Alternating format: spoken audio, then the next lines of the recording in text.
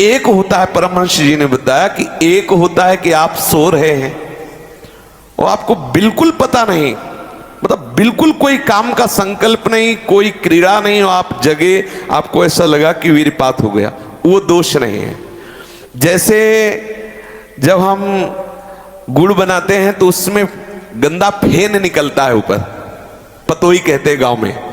जैसे अरहर की दाल जब उबाली जाती थी गांव में तो ऊपर उसका फेन निकलता है, ऐसे ही ये शरीर का विकार निकला, ना कि ब्रह्मचर्य नष्ट करने वाला वीर है।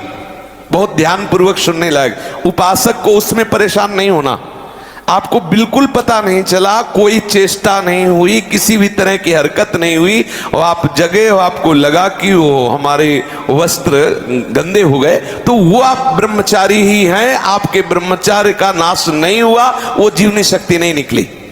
और आप हस्त मैथुन या अन्य क्रियाओं द्वारा वीरपात करते रहे, और आज आपने रोक दिया कि आज से नहीं करूंगा, तो बंद नहीं हो जाएगा, वो चलेगा। अगर आप ठीक नियम से चलेंगे तो 6 महीना लगेंगे आपको उसको कवर करने में, 6 महीना लगेंगे। और अगर आपने प्रमाद स्थिति की, वो तो निकल ही जाता है, फिर हमको करने से क्यों मना किया जाता है? तो आप देख लेना, कुछ समय बाद आपकी हालत बहुत गंभीर हो जाएगी, जो आप बता भी नहीं पाएंगे किसी से। क्या गंभीर हो जाएगी? आप ऐसे ही साधारण क्रियाओं में ब्रह्मचर्यहीन हो जाएंगे, ऐसे ही छुएंगे वैसे आप ब्रह्मचर्यहीन हो जाएंगे। ये हम सब महापुरुषों के अनुभव और मिले हुए लोगों से, सैकड़ों लोग ऐसे मिलते हैं जो अपनी स्थितियों को बताते हैं। तो जो संत महापुरुषों ने जीवन में अनुभव किया है, उसके आधार पर पहले साधक को चाहिए कि ये देख ले कि हमारे द्वारा कोई हस्त मैथुन आदि क्रियाएं, जो निंदनीय क्रियाएं, वो तो नहीं हो रही। एक हमारे अंदर मान्यता बैठ गई है कि वीर चरण में ही आनंद है, ये साधक को छोड़ना होगा। क्या तुम्हारा जीवन का आनंद केवल इतना ही है?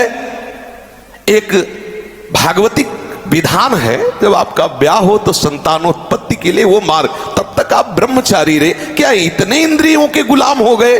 क्या इतना ही केवल आपने सुख समझ लिया? तो फिर आप देखना कि आगे आपको ये मन किस दशा में पहुंचा देता है। तो जो नव युवक जन है, साधक जन है, वीरपात में यदि उनका कोई स्मरण नहीं रहा और वीरपात हो रहा, तो घबराने की जरूरत नहीं। और यदि स्वप्न में आपने स्त्री आदि का संयोग देखा, या कोई ऐसी घर्षण आदि क्रिया हुई, या कोई ऐसी कामोत्तेजना जनित, और फिर आपका वीरपात होता है, तो आपके गंदे विचार और पूर्वाभ्यास के कारण होता है। ये बहुत ही गंदी बीमारी है, जो आपको अंदर ही अंदर खोखला करती जाएगी। ये जो शुक्रपात, वीरपात, वीर स्खलन, स्वप्न दोष जिसे कहा जाता है, ये दैहिकी वीरपात और व्याधिकी वीरपात। दैहिकी वीरपात जो स्वाभाविक हो जाता है, उसमें बिल्कुल आपकी हानि नहीं, कोई दोष नहीं। और जो ये व्याधिकी वीरपात है, ये बहुत हानिकारक है, ये आपके जीवनी शक्ति को नष्ट कर देने वाला है, इसलिए इससे सावधान रहें। सबसे पहली बात, ऐसे लोगों का कदापि संग न करें जो हस्त मैथुन करते हैं। जो ऐसे लोगों का कदापि संग न करें जो गंदी तरीके से वीर का नाश करते हैं। वीर संतानोत्पत्ति के लिए शास्त्र आदेश करता है, मनोरंजन के लिए नहीं। ये जीवनी शक्ति, मनोरंजन का भी भाग नहीं है। पहली बात, इस स्वप्न दोष से निकलने के लिए हस्त मैथुन को पूर्णतया बंद कर दिया जाए। अगर आप सदगृहस्थ भी हो चुके हैं तो कुछ महीने के लिए आप अखंड ब्रह्मचर्य का नियम लें, जब तक आपका वीरपात होना ठीक ना हो जाए।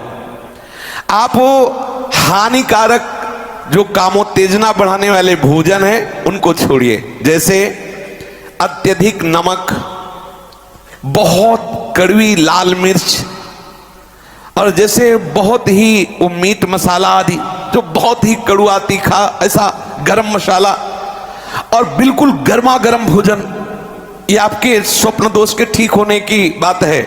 यदि आप स्वप्न दोष से बचना चाहते हैं तो अत्यधिक नमक, बहुत कड़वी मिर्च, बहुत ही वो उष्ण गर्मा गर्म भोजन, बहुत गर्म मसाले से बना हुआ भोजन, और अत्यंत खट्टी चटनी, जैसे इमली की है, कच्चे आम की चटनी है, और मांस। ये जो लोग कहते हैं कि मांस ताकतवर होता है, तुम्हारी चर्बी बढ़ा देगा, ताकत नहीं। ताकत कहते हैं संकल्प शक्ति को। ताकत शरीर शक्ति प्रधानता नहीं होती। संकल्प शक्ति का एक महात्मा पूरे समुद्र को अंजुलि में पी गया। देखो, संकल्प शक्ति, शरीर की शक्ति एक सीमित शक्ति है, संकल्प शक्ति एक महान शक्ति है। जो ब्रह्मचर्य से युक्त होता है उसकी संकल्प शक्ति बढ़ती है। भले आप मांस खा के मोटी चर्बी और आप व्यायाम करके दिखा सकते हैं कि देखो मैं ब्रह्मचर्य क्षीण करता हूं लेकिन बलवान हूं, लेकिन आप आत्मशक्तिहीन है। वो आपका मोटा हो जाना बलवान नहीं है, आपके सुंदर सुंदर मांसपेशियां निकल आना वो बल नहीं है। आप शक्ति, बलवान वो है जो आए हुए आंतरिक वेगों को सह जाए, आए हुए आंतरिक वेग को जो सह गया वही बलवान है।